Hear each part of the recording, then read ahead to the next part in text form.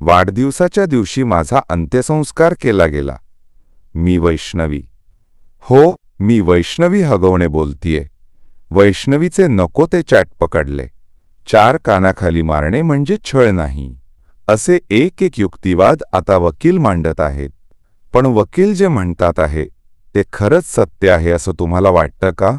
आणि हो, सर्वात दुर्दैवाची गोष्ट म्हणजे ज्या दिवशी माझ्या वडिलांचा वाढदिवस होता, म्हणजेच मे 17 रोजी, त्या दिवशी त्यांनी मला अग्नी दिला.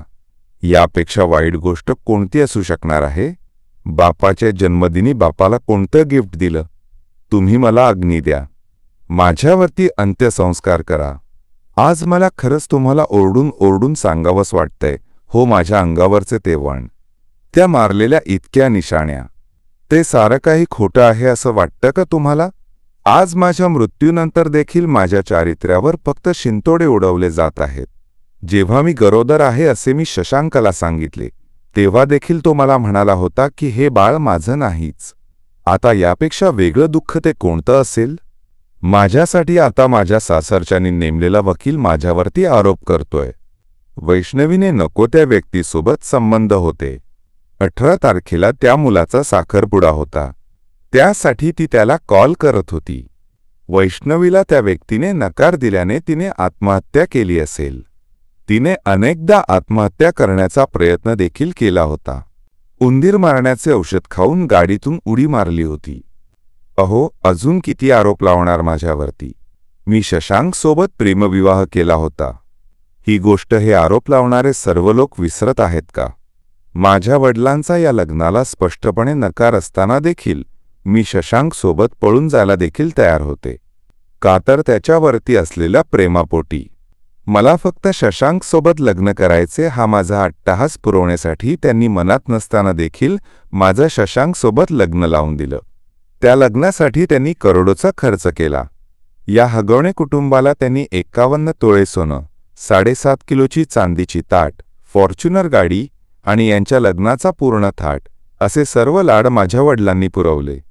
जर का खरंच माझं दुसऱ्या कोणावर प्रेम असतं तर मी शशांकसोबत लग्न का केलं असतं?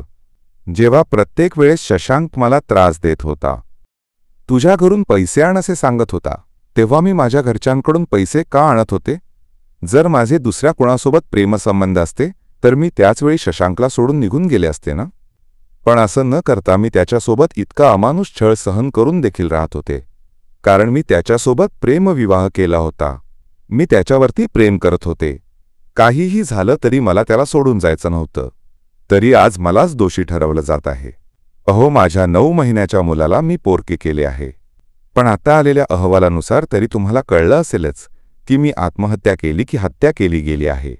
कुणी कितीही काहीही म्हणोत, पण तुम्ही एकदा तुमच्या मनाशी विचार करा आणि मला उत्तर मात्र नक्की द्या.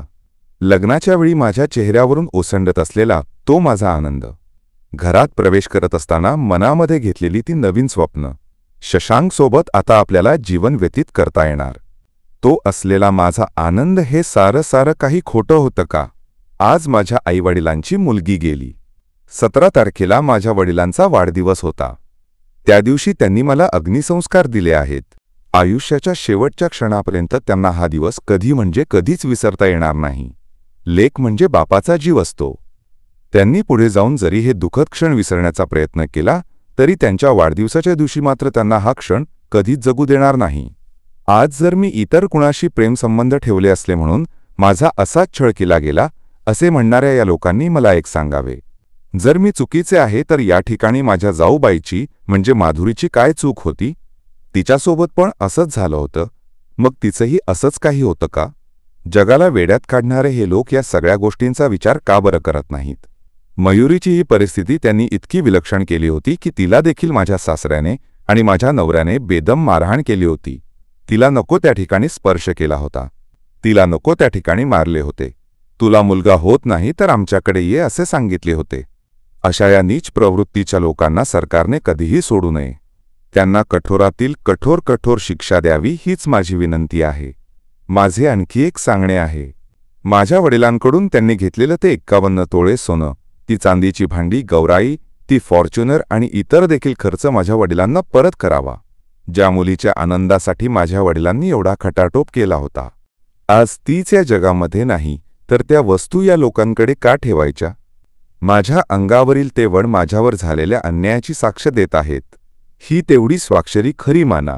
आता माझ्या बाळाला माझ्या आई-वडिलांकडे राहू द्या, कारण आता त्याचे सर्व करते धरते माझे आई-वडीलच आहेत. ते माझ्या मुलाचा चांगला सांभाळ करतील याची मला शाश्वती आहे. फक्त एकच खंत आहे, जेव्हा ते माझ्या मुलाकडे पाहतील तेव्हा सतत त्यांना माझी आठवण येत राहणार आहे. आमच्या संपूर्ण कुटुंबातील प्रमुख व्यक्ती म्हणजे माझी नणंद करिश्मा. हिला देखील कठोरातील कठोर शिक्षा करावी, कारण हिच्यामुळेच माझे बाळ अनेक दिवस वणवण करत फिरत होतं. माझ्या बाळाला तिच्या मित्राच्या हवाली केलं. त्यामुळे माझ्या बाळाचे हाल झाले. त्याची प्रकृती बिघडली. हिनं आम्हा मायलेकाला देखील कधी व्यवस्थित राहू दिलं नाही. मयुरीच्या देखील हिने खूप छळ केला. आज ती तिच्या माहेरी निघून गेली म्हणून ती सुरक्षित राहिली. पण मला मात्र हे करता आलं नाही.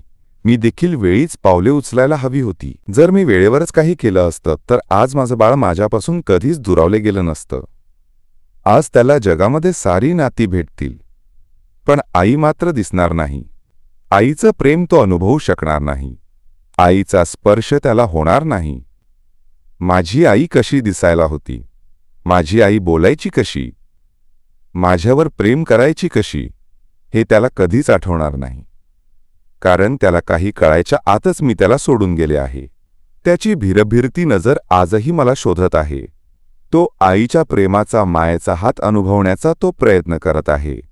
पण त्याला कोणी सांगावं, अरे ती परत कधीच येणार नाही. तू कितीही हाका मारल्यास, तू कितीही तुझी नजर लावून वर टाकलीस, तरी आई नावाची सावली तुला आता काही दिसणार नाही. म्हणून तुम्हा सर्वांना फक्त एकच विनंती आहे.